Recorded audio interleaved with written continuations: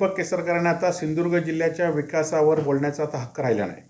कारण जवळजवळ गेले 10 वर्ष ते मंत्री आहेत आणि 15 वर्ष सत्ताधारी पक्षामध्ये ते आहेत. वेगवेगळ्या पक्षात वेगवेगळ्या भूमिकेतनं ते सत्ताधारी पक्षात आहेत. आणि असं असताना त्यांनी जिल्ह्यामध्ये काय विकास केला, आपण काय विकास करू शकलो नाही आणि त्यामुळे कोणाची तरी कुबड्याची त्यांना निवडून येण्यासाठी गरज लागणार म्हणून ते असं करत असतील. आज जिल्ह्यातील अनेक शाळा हे बंद पडल्या आहेत.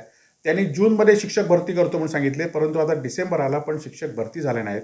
त्यांच्याकडे खाते असलेलं ते खात्याला सुद्धा न्याय देऊ शकले नाहीत. तर जिल्ह्याच्या विकासाबाबत गोष्ट वेगळीच आहे आणि त्यामुळे त्यांनी किती कुबड्या घेतल्यात तरी लोक त्यांच्याबाबत लोकांचा विरोध आहे, तो विरोध राहीलच. खरं तर यावेळी किती वेळा मुंबईला त्रास झाला, किती वेळा रस्ते दुरुस्त आहेत. त्याबरोबर जगामध्ये जे प्रदूषणकारक शहर आहे ते मुंबई आहे आणि त्यामुळे त्यांचं सगळं हे उघडं पडलेलं आहे. गेल्या 1.5-2 वर्षामध्ये जे आरोप उद्योजकांवर किंवा महानगरपालिका कारभार करत होते ते आज मात्र उघडे पडले, एवढं मात्र निश्चित आहे.